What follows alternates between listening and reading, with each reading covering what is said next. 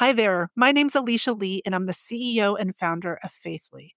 Before we jump into today's episode, I want to take a moment to say thank you to Communio for making today's episode possible.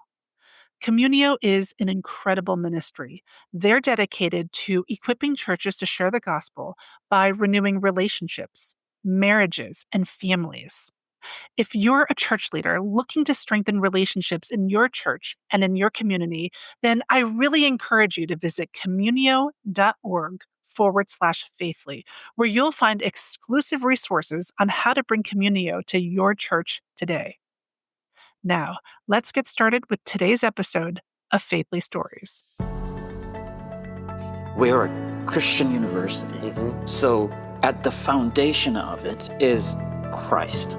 And so the differentiator that every single student will leave, yes, they'll, smart left brain, they know all that stuff, but the right brain part of it, the character part of it, character part has to do with ethics, has to do with integrity, has to do with those things. That's a differentiator. And in a world like this, these differentiators matter. Welcome to Faithly Stories, the podcast that brings you inspiring tales from conversations with church leaders as they navigate the peaks and valleys of their faith journeys through their ministry work and everyday life.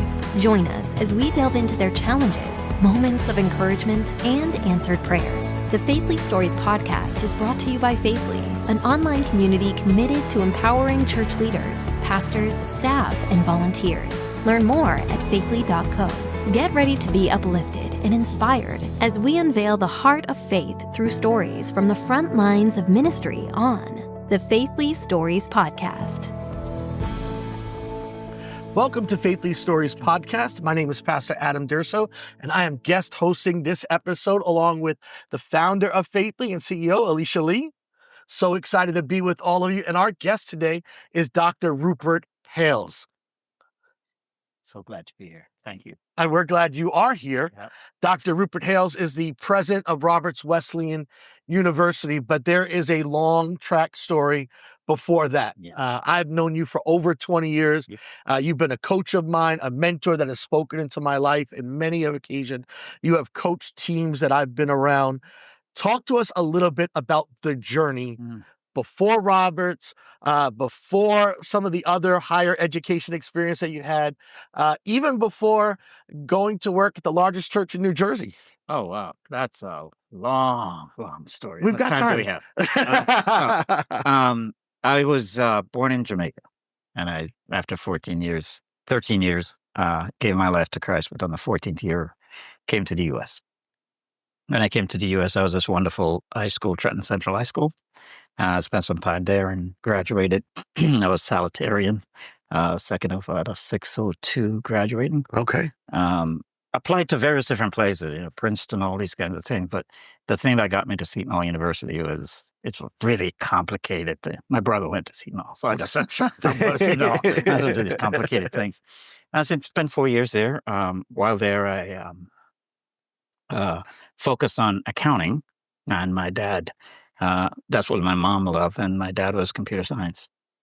And I decided to double major in accounting and information systems. Okay. I wanted to, I guess one of those things, please your mom and dad. Yep. And so I did that. While I was at Seton Hall, I had a love for flying. I just loved that concept and construct. And so in the middle of sophomore year, just before we go to summer and then come back for junior year, we had this crazy idea, myself, my brother, and his roommate. We said, we have the summer off. Why don't we just join the Air Force? Didn't tell mother, dad. That kind of crazy idea. Anybody, just join That's the Air not like, hey, let's go to Cancun for a week. No, we just said, let's just join the Air Force. Okay. And we really woke up when we went to boot camp. And that'll wake you up. A drill sergeant got into your face and tell you all kinds of things about you that you never knew about yourself. And so, we did time down there at boot camp, then went to technical school and all that. I was interested in flying, so as I said before, so I did load planning. These major aircrafts, I would load out to Nerna to take care of them and all that stuff. I came back, and so when you come into the military, you're usually if you don't have a college degree, you're an enlisted. In order to become and fly airplanes, you have to become an officer, which means you have to finish college and you have to either be in ROTC or one of those things. So I came back and joined ROTC. Okay. And this is what my schedule looked like when I was at Seton Hall. I'll go to class in the morning. I'll drive 2 hours to McGuire Air Force Base. I'll take flying lessons. I'll come back in the afternoon. I'll go to class. Then I'll head off to NJIT, which is another university where the ROTC was. Okay. And then I'll come back by 8, 9 o'clock at night. So it was Okay. kind of a typical day Yeah. that we go through. I got my license in 1985. And, affiliation with the Air Force continued, where I ended up at various different Air Force bases in Texas and California. And then, while in the military, I decided, okay, I was going to come back. And the moment I came back to Prudential, a year later, I was at University of Pennsylvania. Okay. So I really wanted to focus on, business school and all this kind of stuff. And so I went to Wharton Business School, and I spent 2 years there. When you're at Wharton Business School, they tell you that you're going to be king of the world. And that's what you should do. You should go out there and be king of the world. I'm a little guy from Jamaica, right? And the thing about the business school is you meet people there that are from all walks of life. And they're, Supreme Court justices went there. One of our wonderful, depending on who you're talking to, Donald J. Trump went there. Is other members that went there, financiers went there. So there's all these kinds of people. So you meet some folks who are dirt poor, who just came from Africa with nothing, and then you have people who are going to be billionaires. Right. And so you just meet all these kinds of people. So I was in the mix of that. So when you come out, you just say, okay, I'm going to really go do some significant things. Sure.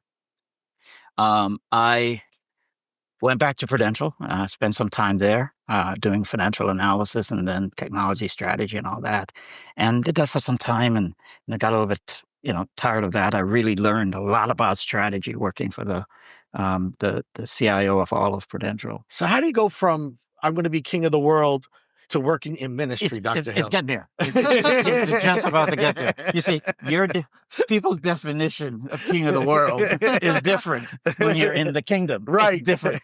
And so, I'm going along saying, okay, this is great. Going from Prudential to Merck Pharmaceuticals. I end up at Cytec Industries, which is a chemical company. And I'm doing all these great things. And at that time, I was having some challenges in my life. Remember, I was a believer for all this time. And, all of a sudden, I'm having some challenges in my life. And, there's one young lady that I know. Her mother says, there is this church opening up in Montclair. Okay. Why don't you just go there? And it's a nice place. You go in, God will bless you. And I was, when you're on a long journey with Christ, it's ebb and flow, right? You go up sometimes like down, sometimes not so good. At that time, I wasn't doing so well. So going into the church was a wonderful experience for me. But when I got there, one of the things I wanted to do was just kind of sneak in and sneak out. I don't want anybody to know me.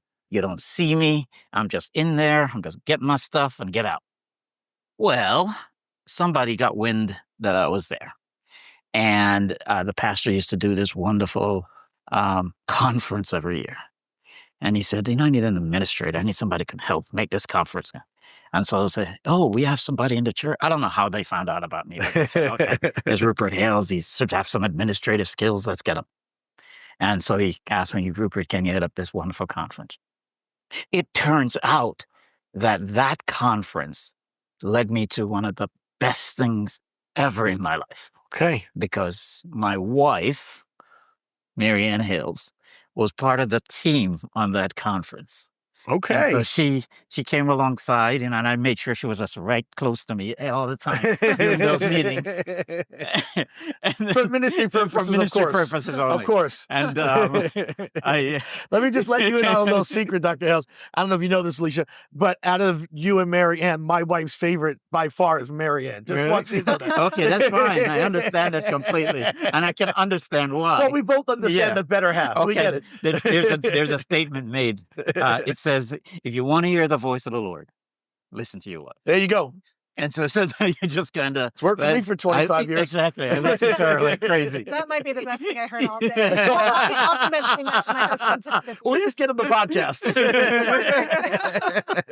But I was going along, and then after did the conference where the pastor says, Rupert, I wouldn't mind if you join the staff and be my chief operating officer, being number 2 in the church. And, remember, I set the stage already, Air Force, military, corporate America, best business school in the world.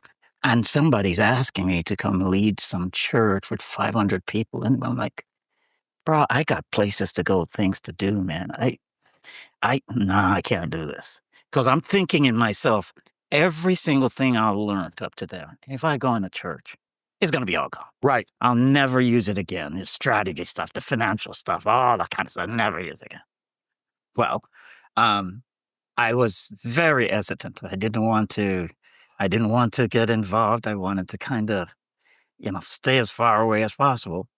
And I don't tell people that this dream. This is kind of the first time this dream is probably go crazy. But I had this dream because I was struggling with it. I was very struggling with, did I go into ministry? Did I not go into ministry? And God deals with me in a dream. And I had this wonderful dream. And in this dream, I was at the top of a building like this, and I'm looking over. And when I looked over, there are people on ladders who were coming up and say, Rupert, just let go. See what happens. Just let go. And I'm petrified at the top of these buildings. They go down and people come back up. And I'm like, no, I'm not doing that. I'm not letting go of anything. And then all of a sudden, the dream changed, the scene changed. And I'm driving in this wonderful car up a hill. And as I'm going up a hill, the hood came up, couldn't see again. It's just one of those things of, dream interpretation. You say, okay, you cannot, indetermination. You can't determine things. Hood came up, can't see. Somebody in the back of the car say, hey, Rupert, we can't see. We can't see. And then the dream ended. And I'm just like petrified. Like, okay, what did that mean? Okay, indecision, let go. If you're smart enough, you kind of think, okay, I think it probably has to do with the decision you have to make. But I say, I'm not doing that. Well, I had a wonderful life group leader. I remember her name, Julie Humphreys. She came over. Hey, Rupert, how you doing? Life group leaders, small groups and various different areas. How you doing, Rupert? And I said, great. And she said, Rupert, I had this dream last night. And in this dream, I was in the car with you and we were driving up a hill. And as we go up the hill, the hood came up. And I kept on saying to Rupert, we can't see. Rupert, we can't see. Imagine now, I'm sitting there. I just had a dream last night. And this lady's telling me that she was the one in the dream in the back of the car. And so at that time, I'm just, if you can imagine, completely white. Just looking at her. And didn't say a word. And she said, the hood, it fell off. And then we came to the top of the hill. When we came to the top of the hill, we went into the back of the trunk and there was food in there. And we took the food out and there was a church close by. And we went into the church and people were there in the church and they said, we've been waiting for you. And it was like, okay. So I went to David Ireland another time and said, okay, man, tell me what you want to do. Because there's no need for dream interpretation or anything like that. That's pretty crystal clear. That's pretty crystal clear right there. So that's kind of how I ended up in ministry. I spent 16 years at Christ Church. My wife and I were there in all kinds of ministry, doing things. My beautiful wife, Mary Ann Hayles, I mention her a lot because, being in ministry, well enough, if your spouse is right next to you, it makes the journey so much. It makes all the difference. And so after that, 16 years there, I got called. I went off and went to the Life Christian Church with Pastor Terry Smith. Before I left Christ Church, remember I started there when it was 500 members. And I say this not because of me at all. But when we left, the membership was 8,800. I think it's up to 10,000 now. Yeah, now the largest church probably in Jersey. Yeah, so it keeps on growing. Sure. And so, went off to the Live Christian Church, did 3 years as executive pastor. And then, there's another story in there that maybe, I'm not sure if we will get to it or not, that was kind of tied to my wife significantly. And if you don't mind, I can share that story. Um, I'm, I'm, I'm a left brain guy. I run through walls. I get things done. I'm like Joe Friday. Just the facts, man. Just the facts. I don't care about anything called emotions and all that. I could care less. Well, my beautiful wife is the one that's the right brain. She comes into her room and she loves on everybody. Everything is great. For me, I just want to run out of the room and just go sit somewhere. But what happened there before I get to my university or higher ed story is that I was at Christ Church, and again, being one guy who runs through walls, Daniel Goleman, who's one of the key founders within emotional intelligence, give different kinds of leadership style. My leadership style is what we call a pace-setting leader. Pace-setting leader is somebody who just run through walls and get things done. There's command and control leaders that says, okay, be quiet, let's go. There's coaching leader that comes alongside, but I'm a 100% pace setter. I run through walls. There's a danger with pace setting leaders. You run through a wall, you get to the top of the hill, but there's dead bodies behind you. Yeah. And but you man, think about it. I'm in a Christian religious space as a pace setting leader trying to get things done and knowing how the sausage is made back there. Mm-hmm. And so I'm running and I'm doing things and not realizing on the left side, but not really conscious of the right side. And so an incident happened with an assistant. She was responsible for something. She didn't get it done. And they call it in emotional intelligence, emotional hijacking. You ever been in a place where you do something and it's like out of body experience? You come back and say, that wasn't me. That couldn't be me. But it was me. Because I really kind of yelled at her, saying, why didn't you get this done? How could this not get done? And I remember at the time, David Allen said, Rupert, when anybody was with Jesus, they never felt less than themselves. Wow. And so, it requires some soul searching. But what really made the soul searching pretty significant was that I got a 360, leadership 360 evaluation done. And so just imagine, remember I told you, all the background, king of the hill, biggest, best things, best sliced bread, all, you think, okay, I can do a 360. Let me just tell them who I am. I'm up here. I'm great. Well, there's 13 other people that give you input as to who you are. Your managers, your supervisors, your peers, your direct reports, even your family and friends. Yep. Kind of give input as to who you are. And so when you get this results back, it's an out-of-body experience. Because you think, man, I'm up here. I am great. I am good. And then you get the results back and it says, no, you're not so good. You have some deficits here. It says Rupert needs to get out of his office and go make friends. Rupert does not connect with people emotionally. Rupert is running too fast. I need to slow. All these things. And some of these statements were like written verbal statements. Mm-hmm. And if you're not careful, you're saying, well, this sounds like Adam. Adam wrote this. You're missing the point if you're trying to figure You're trying to figure out who wrote it in the 360. And it has nothing to do with that. But when you get results like that back, there's two things you have to do when you get the results back. You have to say, one, is this true? Then the next thing you have to say is, what do you do about it if it's true? So when I got it back, I would say, John did this. John wrote this. John doesn't know anything about EI. Adam did this. Oh, Adam is from New York. What does New Yorkers know about EI? And then I'll just go through every name. But if one person tells you something, you can probably ignore it. Two, you kind of pay some attention. But when 3, 4, 5, 6, down to 13. Sure. And then what you do, you go to God and say, God, is this really true? Sure. And 9 times out of 10, what God is going to say, I've been trying to tell you this for a long, long time. Remember I said, listen to God? Sure. Listen to your wife? She was like, answer the prayer. Praise God. Right? And so that was the journey there, because now I really got into a situation where I had to dig deep. Some of it was based on trauma. Some of it was based on things that I haven't dealt with that led me to that. So I was really smart over here, but emotionally deficient in connecting with people over And here. I think for the audience that is on Faithfully, the people that participate in it, these are ministry leaders. So pace setting leaders, we call them lead pastors, senior pastors, right? Sometimes there's a strewn of dead bodies laid out behind them, and it doesn't matter as long as the numbers in front of them are bigger than the numbers behind you, and there's all that. But self-leadership is the most important form of leadership. How do we lead ourselves? Well, the thing that, and the folks back at Roberts Wesleyan University hear me talk about this all. The students even do memes with me on this, because John 21 is a scripture that means so much to me, because in it was Jesus challenging Peter.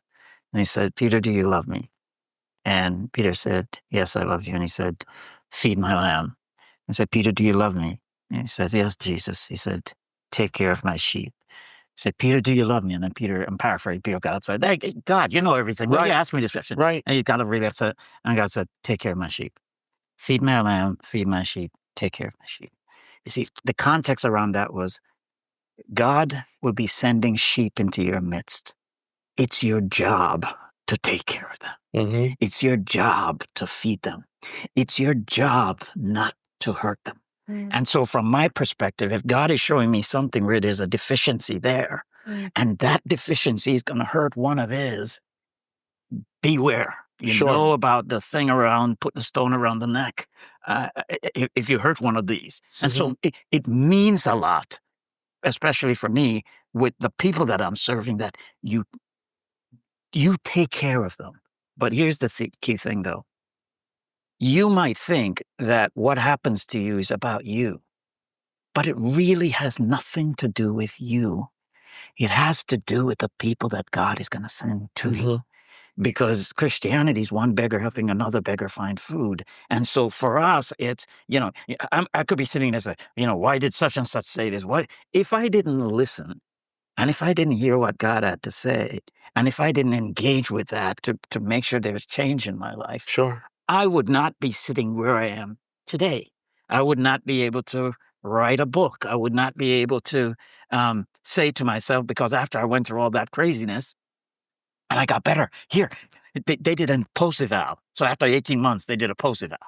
And the post-eval came back, "Oh, Rupert is more sensitive. Rupert cares more about people." On the friend side, remember, it said Rupert didn't know how to make friends? I would get out of my office and just go into people's office and just do this.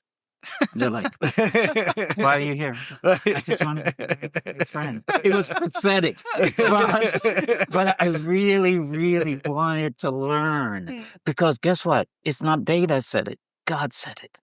And so for me, I really wanted to engage, get better at it. And as I got better at it, a conundrum occurred with me. And the conundrum is this. If I was a Christ follower for up to 40 years and I was doing that, if you think about Christ followership and you think about believers, there are things, attributes that they should have. They call them virtues. Love, joy, peace, patience, kindness, goodness, gentleness, faithfulness, self-control. Galatians 5:22-23. These are the things that you should have. So when I'm, beating up someone or taking advantage of someone, love is a deficit. You're right. And so here's my little struggle, though, because on the emotional intelligence side, you have all these attributes like self-esteem and self-regard and empathy and stress tolerance and impulse control. When I started to look at the attributes for fruit of the Spirit and the attributes for EI, I'm saying I got better in EI, and that affected fruit of the Spirit. I became a better follower. Because at the end, the feedback that came was Rupert was better, and I joke with people. I use this on my bumper sticker. It says Rupert is a kinder, softer, gentler person. Wow! I mean, somebody you have a bumper sticker that says all of that. Somebody literally wrote that. And so your question is well taken, Adam. For me, it's understanding. Not just that you need to do this, because then, my PhD research area is on trying to find out if there's correlation between the fruit of the Spirit attributes, virtue, and emotional intelligence. It so happens that if you break up the fruit of the Spirit into three parts, there's a relationship with God, relationship with self, relationship with others, a reason for other wisdom. Love, joy, and peace is a relationship with God. And kindness, goodness, patience, kindness, goodness, gentleness, with other, and then goodness, faithfulness, and self-control with me. So him, you, me. The research came back that every single component of EI is 100% correlated with components of fruit of the Spirit. Mhm. What that says is empathy goes up on the EI side. Love is going to go up on the fruit of the Spirit side. There's impulse control on the fruit of the Spirit side. If that gets affected, then what we call self-control gets. And so there's these correlations. Like, wow, these correlations exist. My dissertation chair pushed me a little further. It says correlation is not prediction. Can it predict? And so you run regression analysis. Also, it came out 3 things predict EI. 3 things. It turns out to be love, joy, and peace predict every component of EI. Wow. What that is saying is, if you think about it, your relationship with God predicts EI. And we know the research says that EI, if a strong leader with EI, then is a better leader. So your relationship with God is going to make you a better leader. He told us this 2,000 years ago. Right. We're just getting caught up to it now. But it's stuff like that throughout that journey that led me. Now, my wife and I said, hey, we're going to jump into this thing. We're going to, she loves the emotional part of things. She deals with inner healing. She deals with trauma. And then here am I on technical right brain side. So us being together, we said, we're going to go into the Center for Emotional and Spiritual Development, and we're just going to go crazy. And then some folks from Pillar College called, and they said, Rupert, can I, I know you want to teach because I've been teaching at Seton Hall for some time. Why don't you come over here and help us? We need some help. And so I said, really, my wife and I are going to jump into this center. And they said, well, what we'll do, you can do all the things you want to do, but we also want you here. Sure. So it was kind of one of those. But even when they were saying that, I know they know that once you get into that higher ed, for those who are in higher ed, it's an all-consuming thing. This is the thing that's amazing to me. I'm sitting here with the two of you who both were in finance, Yep. and then found your way into ministry, and in church work, in Faithfully, and all that you're doing to navigate this space at Christ Church, the Life Christian Church, Pillar College, now president of Roberts Wesleyan. What was the biggest hurdle going from secular finance into the ministry world? And then I want to jump to you and how you're using all of that as you're leading this university effort. Well, I've just been sitting here taking in your words, taking in your story. It really resonates with me. When you talk about wanting to run through walls and setting the pace, I'm like, yep, I know something about that. I used to work on the trading floor at a Wall Street bank. And so for me, coming out of that and going into the ministry world, going into the church world, things can't necessarily move at that pace. I had to learn a new pace. I had to learn that in the ministry world, things actually move at the pace of relationship. Yeah. And once I sort of relaxed into that, I think I was able to tap into joy in what I was doing, peace, love, all of that. Yeah. But your story really resonates. And for me, that was the biggest challenge. Yeah. So now you're leading president of Roberts Wesleyan University, Pillar, now Roberts Wesleyan, and you're leading this charge. How are you leading it through the lens of self-leadership? How do I lead this university? And then, of course, we'll talk about now why we're sitting here in Manhattan, in New York City, at the hub right here in the middle of Midtown Manhattan. You go into this lane. You're the president of Roberts Wesleyan University, 150-plus-year-old university in Rochester. Yeah. How does the lens of self-leadership and all that you're applying help you lead that day-to-day and 1,600-plus students that are part of it? Well, before I came to Roberts, a wonderful person tapped me on the shoulder and said, Rupert, you think about Rochester and what goes on up there? And I know. here is this. I'm sorry. I feel like, once you get outside the 5 boroughs, I have no idea what's happening. It was my wife, Mary Ann, said, "There's this place up there." And so I said, okay, let's take a look. And Roberts Wesleyan started in 1866 by B.T. and Helen Roberts, and the core they were Methodist Church members before they formed the Free Methodist Church, and it was founded on a few things. It was founded on freedom of the individual. So they were abolitionists. Freedom to worship, and you could worship anywhere. Freedom of women in ministry at that time, 1866, and leadership. And the last one was freedom from classism, meaning, in those days, the more money you pay, the closer you got to the front. Right. And so he did not like that. The fact that he didn't like that got him kicked out of the Free Methodist Church. And so he decided to he got sent out of the Methodist Church, and he ended up founding the Free Methodist Church. Part of one of the requirements of being president of Roberts, because of Pentecostal to non-denominational to Assemblies of God, as Marianne and I looked at some of the requirement, it was that you have to be part of the Free Methodist Church. And so we started looking at Free Methodist Church. And so, okay, so what's this all about? And we have freedom of this, freedom of that. And I'm like, these are scriptural. They fit the Bible pretty well. And so they resonate with some core values that you might have. And so that just made it so much easier for me to say, okay, yeah, this looks like a place that we should go to. But one of the things that captured my attention when I was looking at all the requirements and what Roberts was about was this thing called education for character.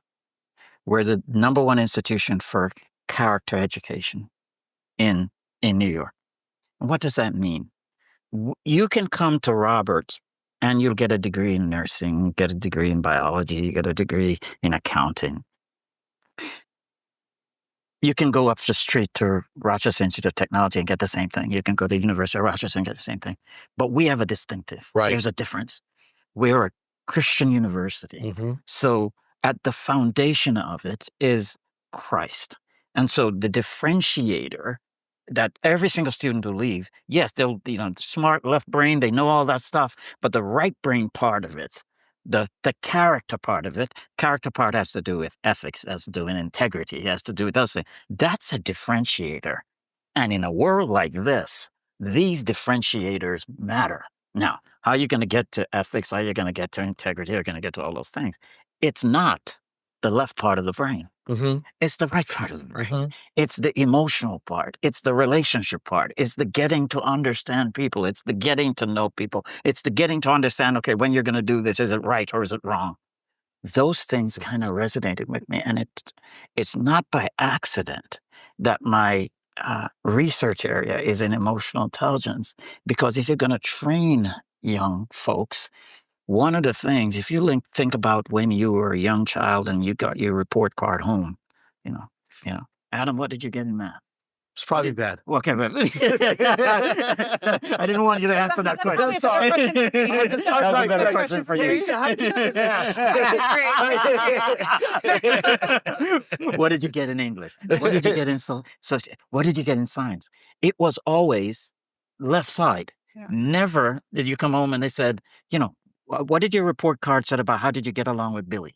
Right. What did it say? How did you get along with Tiffany? It didn't say anything like that, but as you grow along and you become a better leader, and it's not about the left side as much as it is the right side. Right. It's more about the character. Character matters. Yeah, character matters. I mean, the bottom line is, if we look at society today, yes, we see very successful people, billionaires, people that are successful, if they can check all the boxes, but there's a dearth, a lack of character. Yeah. I just got to hear your State of the University address. Yes. I got to watch it. You asked all of the faculty, asked all of the students to be in chapel while you gave this address, and you stressed the importance of character. Why chapel matters. And we're in a day and age where why does the cultivation of their relationship with God, their character, being in the presence of God, for a university president that should be worrying about funding and enrollment and expansion and all that, why does that stuff matter so much? Because I heard a lot. I mean, we'll talk about expansion, we'll talk about New York City, but what I heard was presence of God matters. Being at chapel matters. Yeah. Developing godly character matters. Why is that so important? Why is that a passion point for you, Dr. Hayles? It's a passion point for me because, again, thinking of the left brain, right brain. If you think about the left brain, you're thinking, you just mentioned, okay, how are we doing financially? How are we doing enrollment wise? How are we doing with the grading the students and making sure that we have proper measurement? All of those things are technical things. And for me, that's on what I call the financial end of things. And one of the things when I went to Roberts, I indicated there's a difference between financial and culture. Culture matters. But here's the other interesting part. Culture impacts your finances. Right. You might think, okay, I'm just going to run away into this matters. Mm-hmm. So when for a student or for who we are, making sure our identity is clear matters. Because if our identity is not clear, then people are going to be confused as to who we are. If our identity is not clear, then people are going to say, well, let me just go to University of Rochester. Why do I need to come here? If they're not clear, okay, RIT offer this thing. What makes the difference here is that we are making sure that when the student engage with who they are, again, remember my story was, this thing came up to me and then what do you do with it? Hey, God, is this true? God is in the changing business. He's in the transformational business. And so for us, we want our students, when they leave, to be transformed because we know that Matthew 28, go into the world and make disciples. How are you going to make disciples? The definition of leadership is influence. You're going to have to influence them. How are you going to influence them? More than likely, you'll get their attention with the left side, but it's your relationship side that's going to get them. Right. When you engage with someone, if you're going to bring them to Christ, you do the work, the Holy Spirit does the rest. And so for me, it really matters. The cultural part is as significant, if not more important than the financial part. So when we're training our students, we're saying, okay, yeah, you get your degree. You make sure that I said, when you go on an airplane, you go to the pilot, and you say, okay, the pilot loves everybody, so it doesn't matter whether he can fly the plane. No. You have to fly, make me nervous. You have to fly the plane first. So the technical part matters. Right. But what's going to make it that you can get along together and work together and understand the difference between right and wrong, understand that's the other side. And so that really resonates both. If you're going to go into all the world, then what better place to go into all the world than the melting pot of the world? New York City. I mean, we are sitting here, some call Times Square, literally the epicenter of the globe. I mean, we are here. What happens in New York is a megaphone to the rest of the world. And we've got a lack of Christian higher education. We have a lack of character, biblical character, higher education here in New York City. We're the largest public school system in our country, 1.2 million students. We've got universities that have closed down here in the city.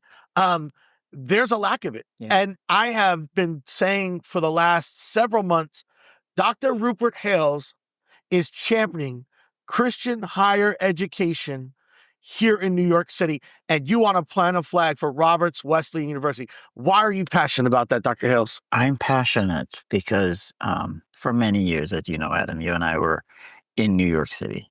And I did leadership development in New York City. We trained pastors in New York City.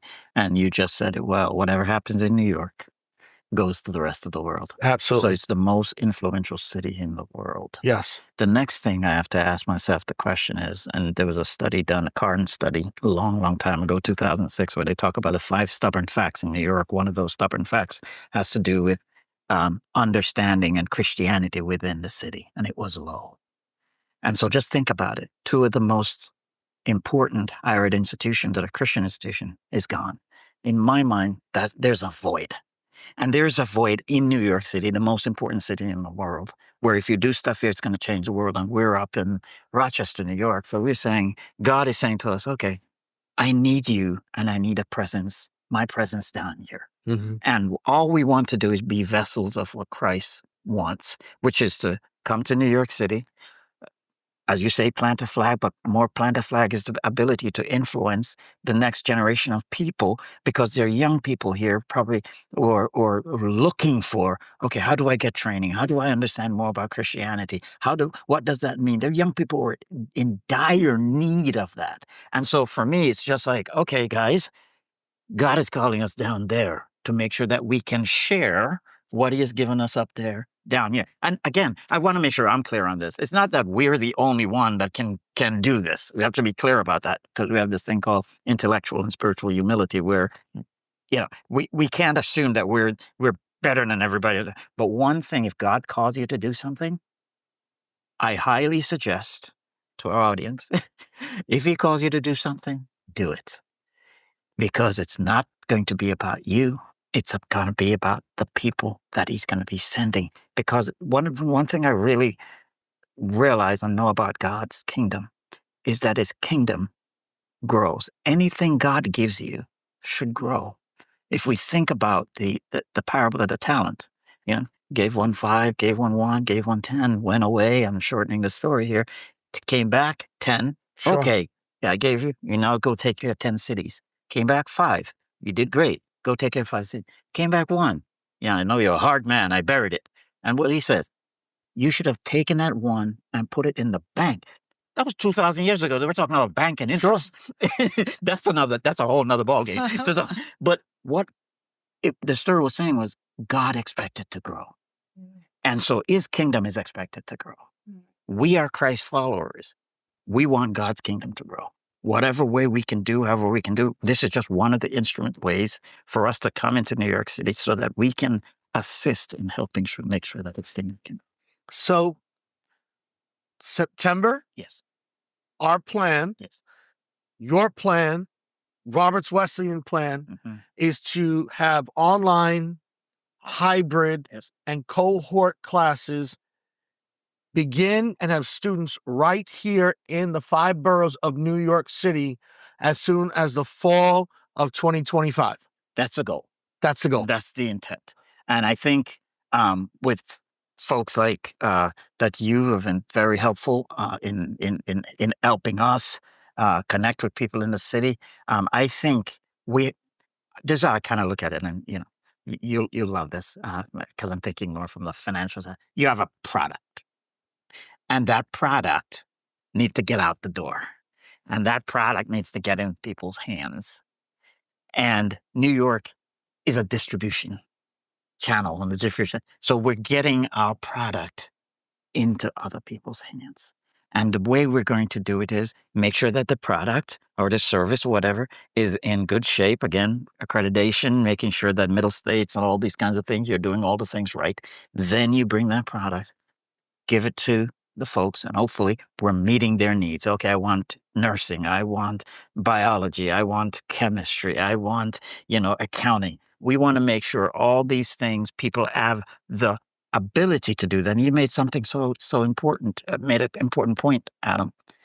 Prior to COVID, I remember sitting in a board meeting at a previous institution, and I remember one of the board members said, we'll never go online. We're in person all the time. And then this thing happened in March 2020. COVID. And then everybody was online. Right. But coming out of COVID, one of the things we realized is there are people who wanted to come back in person, but then there are people who didn't want to come back in person. But here's another. There were people who wanted to come back part of the time, but wanted to be online part of the time, and it's hybrid. So what I realized is that we have to give people the ability for all three. It's not one anymore where everything is in person. It's not one where everything is online. Those capabilities and the technologies are there for us to do that. But we want to make sure in New York City we can be here, But Yep. at the same time, we have online. Our seminary is fully online. Sure. And then we can also bring some of our professors down here to make sure that we can do hybrid back and forth. So it's all. I am so excited again. Well, I was just going to say, Dr. Hayles, that I think that will resonate with ministry leaders and church leaders who came to that same conclusion about their churches and the need to offer multiple options to bring people into the church. Yep. So you're bringing Roberts into New York City, and it's going to be a distribution for you for product. For the church leaders and ministry leaders, and we have so many of them in New York who are tuned into our podcast, they're going to love your vision. How can they help? What do you need people to bring to the table? What I need people to bring to the table is, one, an interest in not just higher ed, an interest in making sure that God's kingdom can grow. That's the primary. I need you to do that, because what Roberts is doing is creating a facilitation for God's kingdom to grow. So if you're interested in that, fantastic. Remember I said before, everything in Christ grow. So you as an individual, whether you are a church pastor, whether you're a church leader, whether you're head of the youth ministry, whether you're, it could be somebody who, does housekeeping. You should be in the need to want to grow. And what we're doing is providing an avenue for people to grow. I might be interested in, I want to go to seminary. We have seminary available. I might be interested, at some point in time, I want to get out there and be a medical doctor. We have the ability to do that. I want to become a nurse. Again, it's not about just the courses. You're in an environment where Christ is the center. And if you're in an environment of Christ as a center, you can go out there. If you think about it, as a community of learners who believe in historic Christianity, Roberts Wesleyan seek thoughtful, spiritually mature, service-oriented people who are going to change society. That's our mission. Thoughtful, spiritually mature, service-oriented. But very first part, historic Christianity. So Christianity is at the foundation. So what I want is for people who are interested in growing, people who are interested in learning, people who are interested in Christ's master plan about, okay, things are going to grow because we just don't fight a physical battle, we fight a spiritual one. Sure. And so we want to make sure that happens. So if I could get folks who are interested in that, but on a personal level, I want to be a better leader. I want to make sure I can take care of Christ's follower or people who are going to come into my midst. I want to make sure that I can grow and learn a little bit more and develop myself a little bit more. My story, as we were talking about it, is one about how did I grow? I grew because God put something in front of me. And I'm sure for every single person who might be listening to this podcast is saying, hey, what do I need to grow in? What has God been kind of pointing and tapping at me saying, you need to take this up again? And I say this a third time. It's not about you. It's about how God wants to use you to affect others.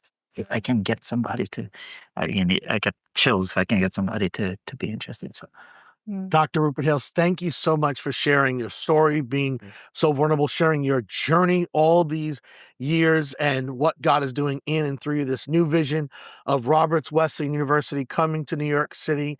Alicia, thank you so much for this platform and for Faithly and what you're doing. And if you want to find out more information or stay locked into this journey and what God is doing through Roberts Wesleyan, you're going to want to make sure that you find your way onto Faithly, onto our platform, and engage there as we keep you updated on all that God is doing in the city and around the area through Roberts Wesleyan University. God bless you. Thank you for tuning in to the Faithly Stories podcast. We pray this episode gave you the encouragement you needed to continue on your journey. The Faithly Stories podcast is brought to you by Faithly, an online community committed to empowering church leaders, pastors, staff, and volunteers. The Faithly digital platform offers innovative and practical tools and resources to enhance connection, foster collaboration, and promote growth within the church and ministry space. Remember to subscribe, rate, and review our podcast to help reach more listeners like you. Stay tuned for more uplifting tales from the front lines of ministry on the Faithly podcast. Stay bold, stay faithful, and never underestimate the power of your own story.